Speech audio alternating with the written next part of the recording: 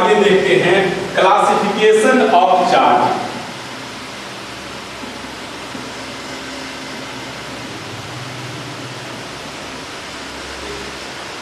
यानी आवेश का वर्गीकरण।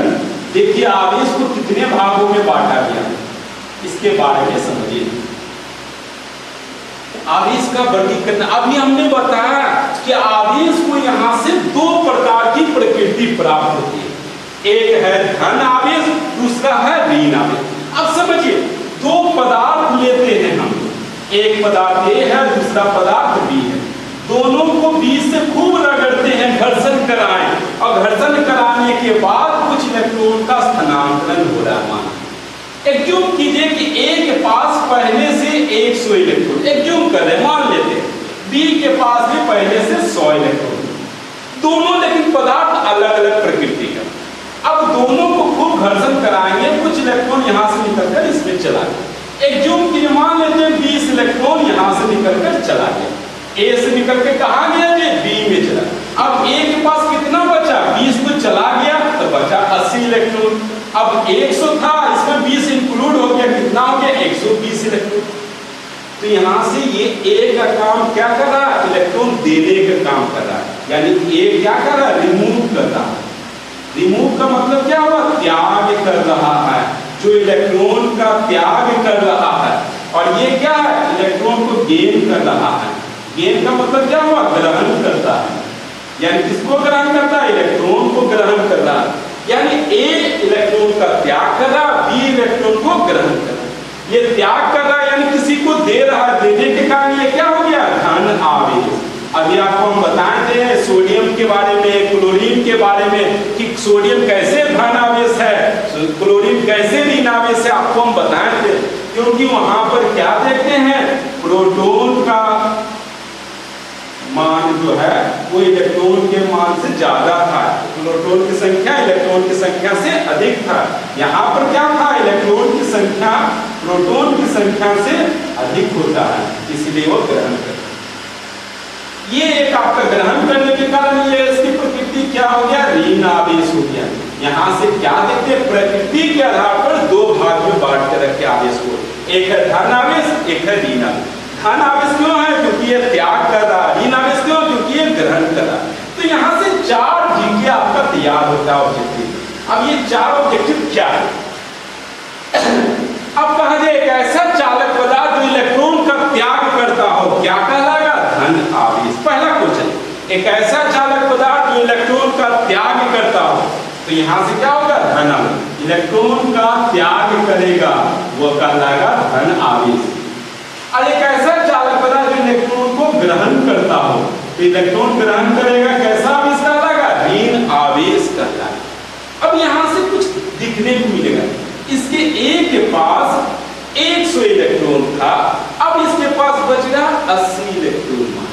अब ये गौर कीजिए कि 100 से 80 हुआ, घटा कि बढ़ा, बढ़ गया कि घट गया, यहाँ से घट गया जी। यहाँ से क्या हो गया, इलेक्ट्रॉन में कमी आ गया।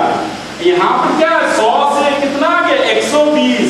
ये क्या हो गया, इलेक्ट्रॉन घटा कि बढ़ा, बढ़ गया, इलेक्ट्रॉन में वृद्धि हो गया।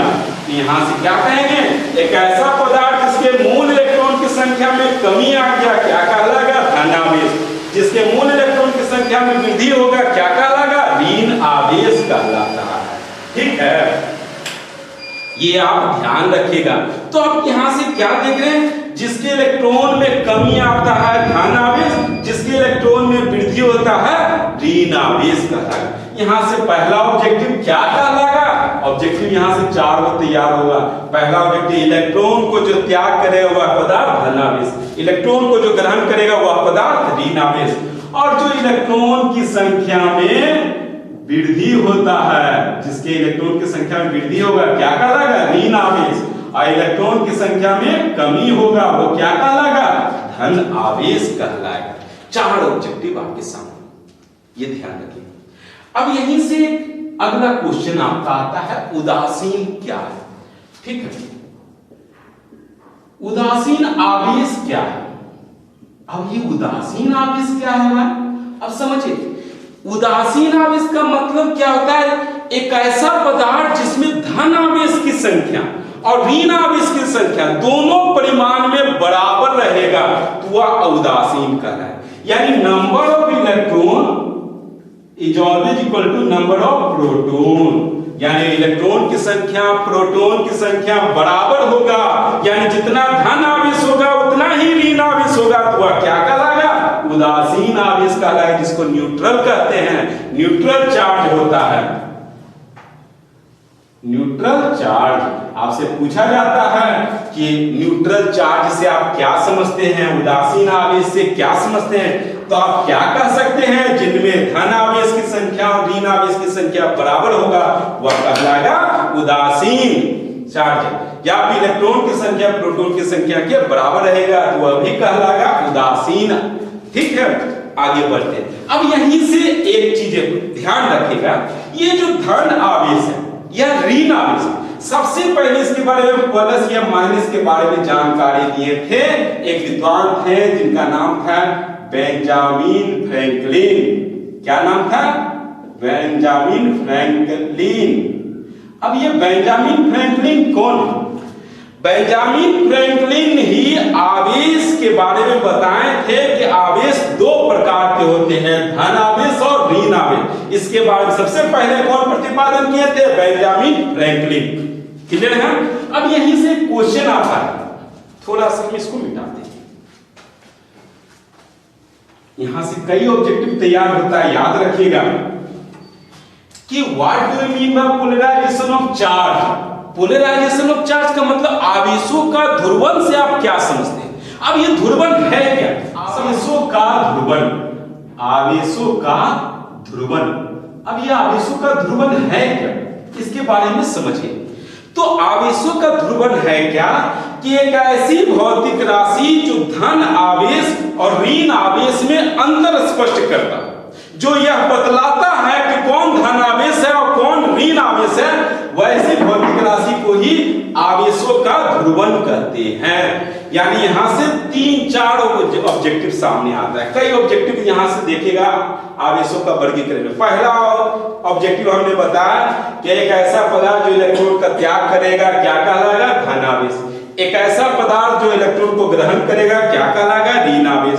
तीसरा ऑब्जेक्टिव हमने बताया कि इलेक्ट्रॉन की संख्या में वृद्धि होती है तो वह कैसा आवेश होगा? इलेक्ट्रॉन की संख्या में वृद्धि होगा तो ऋण आवेश। इलेक्ट्रॉन की संख्या में कमी होगा तो क्या होगा? धन आवेश। ये चीज आपको बताया। फिर यहीं से हमने बताए थे कि एक ऐसा पदार्थ जिसमें प्रोटॉन की संख्या इलेक्ट्रॉन की संख्या से अधिक होती हो, कौन सा आवेश होगा? धन आवेश। और जिसमें इलेक्ट्रॉन की संख्या प्रोटॉन की संख्या से अधिक होगा तो वह क्या कहलाएगा? ऋण आवेश कहलाएगा। 6 ऑब्जेक्टिव। 7वां ऑब्जेक्टिव हमने क्या बताया कि आवेश के बारे में, आवेश का वर्गीकरण के बारे में कि कौन धन आवेश है और ऋण आवेश। धन और ऋण के बांटने वाले विद्वान का नाम था बेंजामिन फ्रैंकलिन। इन्होंने ही बताया कि धन आवेश और ऋण आवेश दो प्रकार के, लेकिन इन दोनों में जो अंतर होता है कि कौन धन है कौन ऋण है, इसको अंतर स्पष्ट करे जो विभेद उत्पन्न करता है, वैसी राशि कहलाता है आवेशों का ध्रुवन। क्या कहलाएगा? आवेशों का ध्रुवन। ठीक है, क्लियर है यहां तक? अब यहां से आपको जो भी ऑब्जेक्टिव बनता है क्वेश्चन, वो तो आपको बताया 7-8 क्वेश्चन जो आपका ऑब्जेक्टिव बनता है। अब आगे बढ़ते हैं। ठीक है, आगे बढ़ते हैं क्या क्या ऑब्जेक्टिव से रिलेटेड और भी क्वेश्चन है वो क्या है, थोड़ा सा देखते हैं। यहां से एक मेजर क्वेश्चन आता है, मूल आवेश क्या है? फंडामेंटल चार्ज क्या है? मूल आवेश या मूल इलेक्ट्रॉन क्या है? तो आप यह देखिएगा, मूल आवेश की बात करें तो एक इलेक्ट्रॉन पर जितना आवेश उपस्थित होगा, ध्यान दीजिए, एक इलेक्ट्रॉन पर जितना आवेश उपस्थित होता है वैसे आवेशों की मात्रा को मूल आवेश।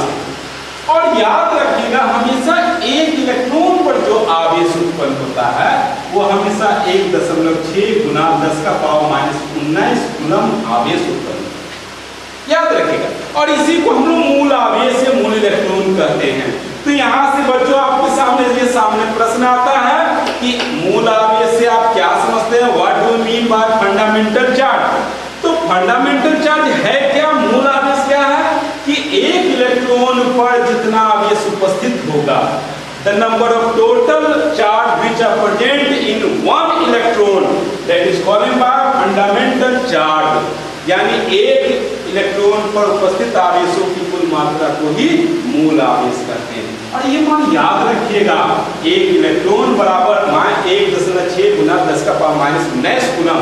और यहीं से प्रोटॉन का भी मान आता है, एक प्रोटॉन का भी मान इतना ही होता है 10⁻⁹ कूलम। लेकिन न्यूट्रॉन की बात करते हैं कि न्यूट्रॉन पर आवेश नहीं होता है। आपका पूछा जाता है ऑब्जेक्टिव में, क्या न्यूट्रॉन पर आवेश की कल्पना संभव है? क्या न्यूट्रॉन पर आवेश की कल्पना संभव है? सीधे कहेंगे नहीं, न्यूट्रॉन पर आवेश की कल्पना संभव नहीं है। क्यों? क्योंकि उस पर इलेक्ट्रॉन की संख्या प्रोटॉन की संख्या दोनों बराबर होती है। हमने बताया थे जिसमें धन आवेश की मात्रा और ऋण आवेश की मात्रा दोनों बराबर होगा, वो एक दूसरे को खत्म कर देगा। ये याद रखिए। अब देखिए प्रकृति की बात करते हैं। हमने बताया पदार्थ के 3 मौलिक कण हैं, इलेक्ट्रॉन, प्रोटॉन और न्यूट्रॉन। तो इलेक्ट्रॉन पर हमेशा ऋण आवेश होगा, इलेक्ट्रॉन हमेशा कैसा होगा, ऋण आवेश। प्रोटॉन पर हमेशा धन आवेश, और न्यूट्रॉन तो बेचारा न्यूट्रल है। क्लियर है? तो इलेक्ट्रॉन पर ऋण आवेश, प्रोटॉन पर धन आवेश और न्यूट्रॉन पर शून्य हो जाता है। क्लियर है? अब यहीं से एक क्वेश्चन आता है कि आवेशन के क्या कारण है, आवेशन के क्या कारण है। तो यहां से ये ध्यान रखिए, आवेशन का कारण क्या होगा, इलेक्ट्रॉन के स्थानांतरण के कारण ही आवेश उत्पत्ति होती है। यानी आवेशन का क्या कारण है जी, इलेक्ट्रॉन के स्थानांतरण के कारण ही इलेक्ट्रॉन के स्थानांतरण के कारण ही आवेश की उत्पत्ति होती है। कोई दिक्कत? यानी आवेशन का क्या कारण है जी, तो इलेक्ट्रॉन का स्थानांतरण होती है, इसलिए आवेश उत्पन्न होता है। क्लियर है? अब यहीं से अगला क्वेश्चन देखते हैं, आगे बढ़ते हैं। अगर कहीं पर आपको लिखा रहेगा Q1 + Q2 बराबर 0, ये ऐसा दे दिए हम, आप ये बताएं कि ये क्या रिप्रेजेंट कर रहा है, यानी आप इस सेंटेंस से क्या समझते हैं। क्वेश्चन आपका रहता है ऑब्जेक्टिव में कि Q1 + Q2 बराबर 0 क्या प्रदर्शित करता है, क्या दर्शा रहा है ये। तो अब ये बताइए ये क्या दर्शाता है, इसके बारे में समझिएगा क्या कहता है। यहां से कह सकते हैं Q1 + Q2 बराबर 0, ये तो दिया है जी। अब यहां से लिख सकते हैं Q1 बराबर +Q2 है, सेकेंड साइड ले गए, क्या हो गया -Q2। Q2 को क्या किया, सेकेंड साइड ले गया -Q2। अब यहां से Q1 और Q2 दोनों बराबर है, लेकिन दोनों विपरीत प्रकृति, इसके आगे कुछ नहीं तो क्या माने प्लस। तो अब ये देखिए कि किसी पदार्थ पर 2 आवेश लग रहा है, एक है Q1 दूसरा है Q2। तो Q1 और Q2 2 आवेश लग रहा है, दोनों बराबर परिमाप लग रहा है, लेकिन विपरीत प्रकृति का लग रहा है। यानी एक धनात्मक तो दूसरा ऋणात्मक लग रहा है, एक साथ आरोपित हो रही है दोनों। तो ऐसी अवस्था में हम लोग कह सकते हैं Q1 + Q2 बराबर 0। Everything is clear? फिर से इसको समझेंगे। Q1 + Q2 बराबर 0 क्या प्रदर्शित करता है, तो कहीं उस पदार्थ पर 2 आवेश उत्पन्न हो रहा है, एक है Q1 दूसरा है Q2, दोनों समान परिमाण का हो रहा है, दोनों विपरीत प्रकृति का, और दोनों क्या एक साथ आरोपित हो रहा है, इसीलिए Q1 + Q2 बराबर 0 कहेंगे। क्लियर है?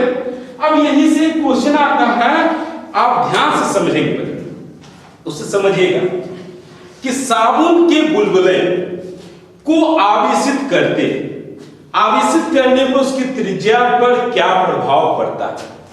यानी क्या देख रहे हैं, साबुन के बुलबुले को आवेशित करने पर त्रिज्या पर क्या प्रभाव पड़ेगा। अब यहां से समझिए, हमारे पास एक बीकर है, कुछ बर्तन है, मान लेते हैं उस बर्तन में साबुन का पानी डाल दिए, अब उसको आवेशित करते हैं, यानी खूब रगड़ते हैं, खूब रविश करते हैं, खूब हिलकोड़ देते हैं, खूब रगड़ते हैं। लगाने के बाद क्या होता है, फेन उत्पन्न होता है, और ये फेन का आकार क्या धीरे धीरे बड़ा होता है। यानी साबुन के बुलबुले को जब भी आवेशित करेंगे तो उसकी त्रिज्या क्या होगा, हमेशा बढ़ जाएगा। क्या होगा, आकार बढ़ते ही चला जाएगा। यानी साबुन के बुलबुले का आवेशित करने पर उसकी त्रिज्या हमेशा बढ़ जाती है। त्रिज्या क्या हो जाएगा? बढ़ जाती है। क्लियर है? यहां से आपको क्वेश्चन क्या देखे? पहला मूल आवेश। मूल आवेश एक इलेक्ट्रॉन को उपस्थित आवेशों की मात्रा को मूल आवेश। दूसरा बता आवेशन के क्या कारण है? इलेक्ट्रॉन के स्थानांतरण के कारण ही आवेश उत्पन्न होते हैं। तीसरा क्वेश्चन Q1 प्लस Q2 क्या दर्शाता है? Q1 प्लस Q2 बराबर 0, यानी दोनों आवेश दोनों समान परिमाप का विपरीत प्रकृति का एक साथ आरोपित हो रहा है, इसलिए ऐसा दर्शा रहा है। फिर चौथा है साबुन के बुलबुले का आवेशित करने पर त्रिज्या पर क्या प्रभाव पड़ता है। अब यहीं से आपका एक क्वेश्चन ये भी रहता है कि एक इलेक्ट्रॉन पर न्यूनतम संभव आवेश की गणना करें। न्यूनतम संभव आवेश की गणना करें, यानी एक इलेक्ट्रॉन पर कम से कम कितना आवेश हो सकता है ये बताइए। तो किसी भी इलेक्ट्रॉन पर न्यूनतम इतना ही आवेश हो सकता है, कम से कम ये।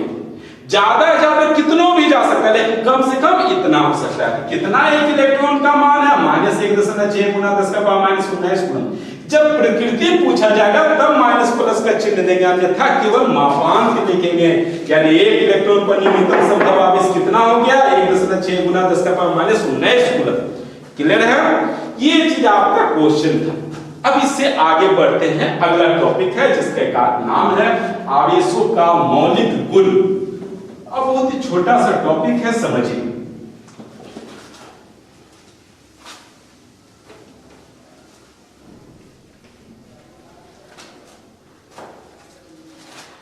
अब देखते हैं, एक नाम आता है आवेशों का मौलिक गुण।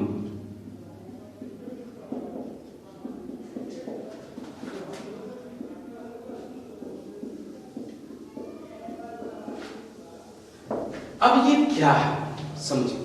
किसी भी आवेश के भीतर 3 मौलिक गुण पाए जाते हैं। ठीक, बिहार बोर्ड के सिलेबस के अनुसार आवेशों के भीतर 3 मौलिक गुण कम से कम जरूर पाए जाते हैं। पहला मौलिक गुण है योज्यता का नियम। योज्यता का नियम, इसे हम लोग कहते हैं एडिटिव रूल। एडिटिव रूल यानी एडिटिव रूल है क्या? सबसे पहला हमने बताया योज्यता का नियम। दूसरा आपका होता है आवेशों का क्वांटीकरण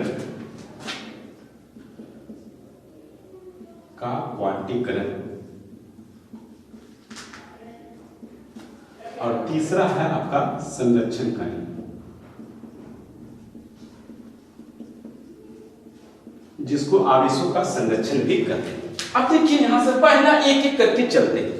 सबसे पहले हमने बताया आवेशों के मौलिक गुणों को लिखिए। एक क्वेश्चन आपको शॉर्ट में देता है, तो आवेश के 3 मौलिक गुण होता है। एक को पूछा जाए वो एक दे दीजिएगा।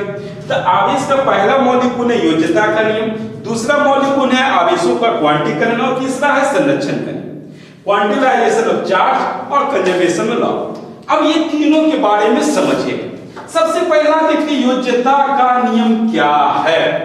ठीक है, तो योज्यता का नियम क्या है? तो सिंपल सा एडिटिव रूल। योज्यता यानी सिंपल सा, मान लीजिए कोई बड़ा सा आवेश, कोई बड़ा सा चालक, ये इतना बड़ा चालक। अब ये चालक कई पदार्थों से मिलकर बना, मान लेते 1 2 3 4 पदार्थ से मिलकर बना।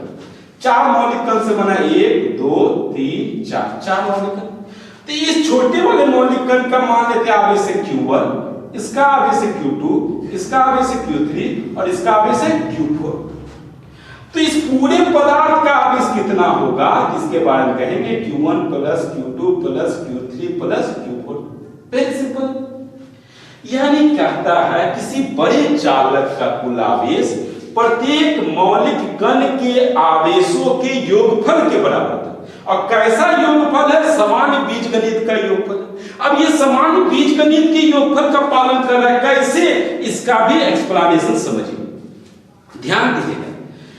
एक धन आवेश दूसरे धन आवेश के साथ अगर मिलता है तो दोनों परस्पर जुड़ जाएगा। धन आवेश दूसरा धन आवेश के साथ मिलेगा, परस्पर जुड़कर 2q हो जाएगा। लेकिन अगर एक ऋण आवेश दूसरे ऋण आवेश के साथ मिलेगा तब भी परस्पर जुड़ जाएगा। एक धन आवेश दूसरे ऋण आवेश के साथ मिलेगा तो वो भी परस्पर जुड़ जाएगा, -2q हो जाएगा। लेकिन एक धन आवेश दूसरे ऋण आवेश को निरस्त कर देता है। यानी एक अगर धन आवेश है और दूसरा ऋण आवेश है तो उसको बिल्कुल खत्म कर देता है। यानी एक धन आवेश प्लस क्यू लिया, दूसरा माइनस क्यू लिया, ये क्या हो गया, खत्म कर देगा, जीरो हो जाएगा इसका मान। यानी ये आपको गौर कीजिए, ये तो सिंपल से मैथ का formula, plus plus plus, minus minus भी प्लस, अब प्लस माइनस खत्म। ठीक किसका फॉर्मूला है, एकदम बिल्कुल 7-8 का फॉर्मूला, बीजगणित का फॉर्मूला है। तो बीजगणितीय योगफल के बराबर होता है। यहां तक क्लियर है। तो यहां से क्या देख रहे हैं, योज्यता का नियम में किसी बड़े चालक का कुल आवेश प्रत्येक मौलिक कण के आवेशों के बीजगणितीय योगफल के बराबर होती है। क्लियर है, ये था योज्यता का नियम। अब देखते हैं क्वांटम से, क्वांटिलाइजेशन ऑफ चार्ज, यानी आवेशों का क्वांटीकरण। अब इसके बारे में समझिए। आवेशों का क्वांटीकरण है, ठीक है।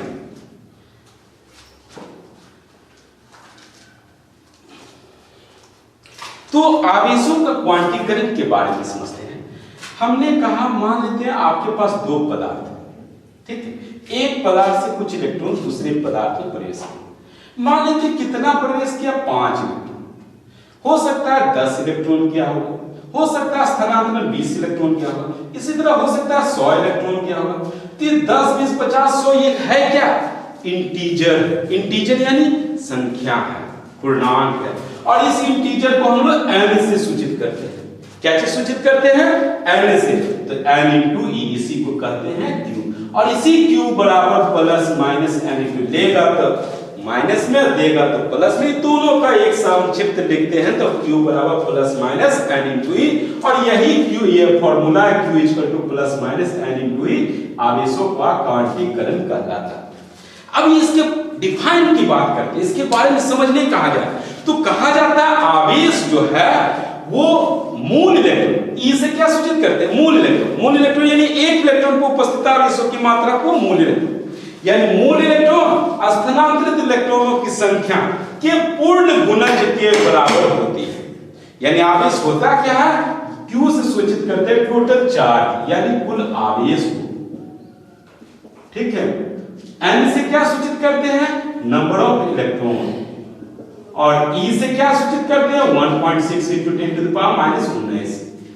कोई दिक्कत, यही आपका कहलाता है आवेशों का क्वांटीकरण। क्या है ये, आवेशों का क्वांटीकरण। अब इससे रिलेटेड कई क्वेश्चन आपके आते हैं, इससे संबंधित एक क्वेश्चन अभी पहले हम बताते हैं, फिर उसके बाद आगे बढ़ते हैं। जैसे आपका पूछा जाएगा, एक कूलम्ब आवेश में कितना इलेक्ट्रॉन होता है, कितना इलेक्ट्रॉन होता है। अब एक कूलम्ब आवेश में कितना इलेक्ट्रॉन होता है जी, हम नहीं जानते। एक कूलम्ब आवेश क्या दिया है, आवेश का मान दिया है। आवेश को हम लोग क्या से सूचित करते हैं, Q से सूचित करते हैं। Q बराबर कितना मान है, एक कूलम्ब दिया। क्लियर है। अब Q से रिलेटेड क्या फॉर्मूला है, Q बराबर n इंटू ई। यहां पूछ रहा है क्या, कितना इलेक्ट्रॉन, यानी इलेक्ट्रॉन की संख्या पूछ रहा है। संख्या को क्या से सूचित करते हैं, n से। n का मान कितना होगा, वाट लिख दिए। अब n निकालने के लिए e यहां मल्टीप्लाई में इधर लाके डिवाइड में हो जाए तो फॉर्मूला हो जाए q अपॉन e हो जाएगा। इसको क्रॉस इधर सेकंड साइड लाते हैं। अब n इक्वल टू q का मान कितना, 1 बटे इलेक्ट्रॉन का मान कितना होता है, इलेक्ट्रॉन का मान कितना होता है जी, 1.6 गुना 10 का पावर माइनस 19। ये चीजें। अब ये देखिए पॉइंट हटा दिए, ऊपर दे दिए 10, कोई दिक्कत। अब लगता है कुछ कैंसिल हो जाए, 2 से काट देते हैं, कितना बार में 8 बार, 2 से काटे 5 बार। तो यहां से क्या देख रहे हैं, n बराबर क्या आ जाएगा, 5/8। अब ये माइनस 19 से नीचे से ऊपर ले गए, ऊपर ले जाएंगे क्या होगा, प्लस 19। अब 10 के पास केवो जीरो है, 19 जीरो है, एक जीरो इसको दे देता है, एक जीरो दे देगा तो यहां बचेगा कितना, 18 जीरो बचेगा जी।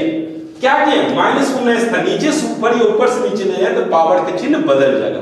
माइनस में यहां ऊपर गया प्लस में, अब प्लस में आया तो 19 जीरो था, एक जीरो यहां दे दिया तो बच गया 18 जीरो। अब 8 से डिवाइड लगा दीजिए तो 6.25 इंटू 10 टू द पावर 18 आ जाएगा। यहां से क्या कह सकते हैं, एक कूलम आवेश की बात करते हैं तो एक कूलम आवेश बराबर 6.25 गुना 10 का पावर 18 इलेक्ट्रॉन होता है। ये मान याद रखिएगा, ये हमेशा पूछा जाता है। 3 मान है, एक इलेक्ट्रॉन का आवेश कितना होता है 1.6 गुना 10 का पावर -19 गुना, एक कूलम आवेश का मान कितना हुआ 6.25 गुना 10 का पावर 18 इलेक्ट्रॉन, और इसी तरीके से आगे भी। कोई कंफ्यूजन? अब ये लास्ट क्वेश्चन आपको आज हम बताते हैं। आपसे पूछा जाएगा कि क्या किसी पदार्थ पर dot dot dot dot dot कुछ मान दे रहे उतना आवेश संभव है, आपको बताना होगा। कैसे, वो पहले हम बताते हैं।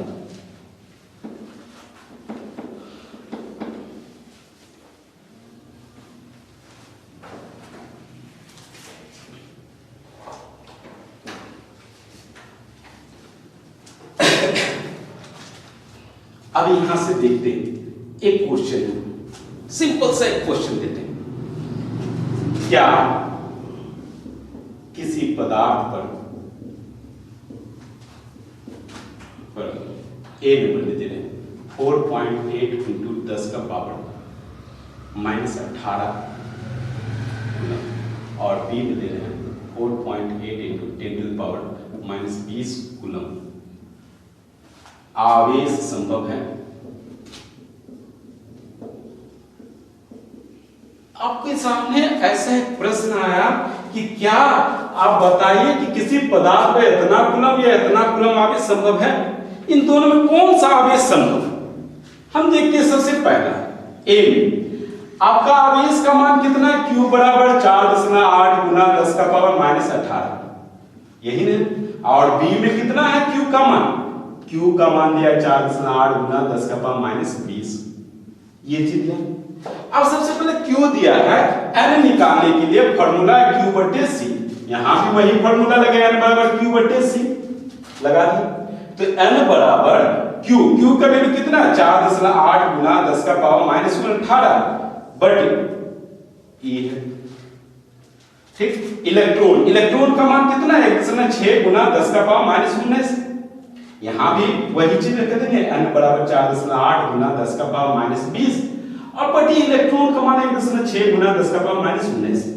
अब आइए सॉल्व करते हैं और यहीं के बाद पता चलेगा कि आवेश की कल्पना इतना संभव है या नहीं है, या फिर यह प्रश्न गलत है। ये तीनों में से कुछ भी हो सकता है। अब देखिए यहां से 16 से काट रहे हैं 48 को 3 पॉइंट कैंसिल हो गया। यहां से क्या बच गया जी 3 इंटू 10 का पावर -18, ये -19 से नीचे से ऊपर गया, क्या हो गया जी +19, ठीक है। तो यहां से n बराबर क्या हो गया 3 गुना -18 +19, 1 बचा, तो 1 को डायरेक्ट 30 लिख दिए। यहां से आइए 16 से 18 3 पॉइंट कैंसिल हो गया। अब n बराबर क्या है 3 गुना 10 का पावर -20, और ये -19 से ऊपर गया +19, n बराबर क्या है 3 गुना 10 का पावर यहां से घटे -1, -1 का मतलब क्या है x का पावर -1 = 1/x। अब यहां से n = क्या हो जाए 3 गुना 1/10, -1 है तो 1/10, तो अब क्या है 3/10, यानी इसका वैल्यू 0.3। अब ये बताइए ये वैल्यू और ये वैल्यू कौन संभव है।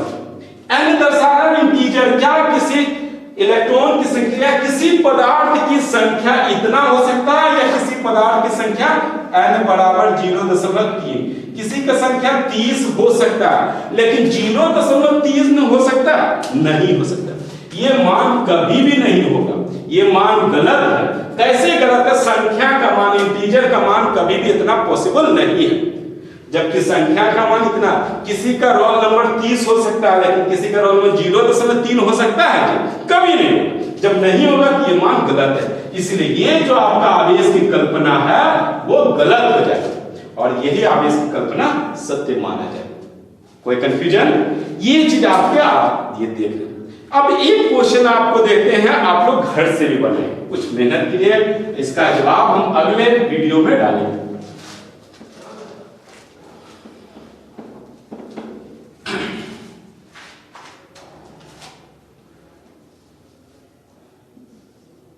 किसी पदार्थ के 100 ग्राम CO2 इलेक्ट्रॉन की संख्या ज्ञात करें।